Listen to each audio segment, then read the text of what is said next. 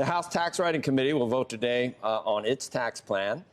And I use the word tax and reconciliation very loosely. Democrats are finishing writing the text of their sweeping social spending package. Let's get more details from Ilan Mui. Good morning, Ilan. Well, good morning, Joe. This is the fourth day of debate in the House Tax Writing Committee, the Ways and Means Committee. It is one of the last committees to wrap up work on that $3.5 trillion social spending package. Members are going to meet at 9 a.m., and we do expect that this debate will take all day. Now, yesterday, they went for about 11 hours, and one big point of contention was whether to lift the cap on state and local tax deductions, known as SALT. Now, that is not in the current version of the House bill, but Democratic Representative Bill Pascrell said lawmakers are considering adding a 2-year repeal to the final version. And of course, he slammed Republicans for capping it in the first place back in 2017. Now, the Senate still needs to weigh in on this legislation as well. Majority Leader Chuck Schumer downplayed divisions between moderates and progressives in his party over the size of the package yesterday. There are members of our caucus who want it higher than 3.5. There are members of our caucus.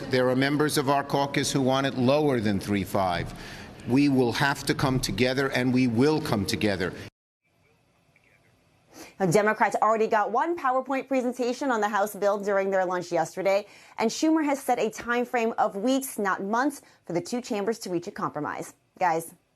Interesting piece, Ilan, in the Journal about who might have one of the hardest jobs to stick to her guns, and that's a Senate parliamentarian, Elizabeth McDonough. And she's the one that is in charge of looking at the bird rule and doing the bird bath on what constitutes something that is budgetary or reconciliation. And you see what they've got.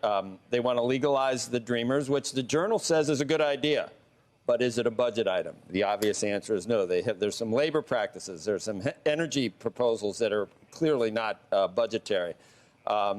There's even a couple of Bernie Sanders things that he wants put in that are clearly not. And if they basically dilute the bird bath rule to where it's meaningless, there will be a time when Republicans are going to do horrible things, according to Democrats, if there's no bird rule under reconciliation. Yeah, the parliamentarian has definitely had a very difficult job already this year. If you remember back in the American Rescue Plan, that COVID relief package, there was questions around whether Democrats could include the minimum wage provision in there. You know, she struck that out. She's also had to rule on how many times Democrats can use a reconciliation vehicle in order to pass legislation with just 51 votes. So, certainly she has been in a tough spot, but there has been widespread support for keeping her in the position, even though you do hear some calls from progressives of, whether or not she should maintain in that role. But Republicans faced this too, Joe. Back in 2017, if you remember, the House had to take a second vote on that final version of the tax bill because Democrats put a point of order on the name of the tax bill that Republicans had. So, this definitely works both ways. And the bird bath is, one of those arcane Washington tools that both parties like to use against each other. Yeah.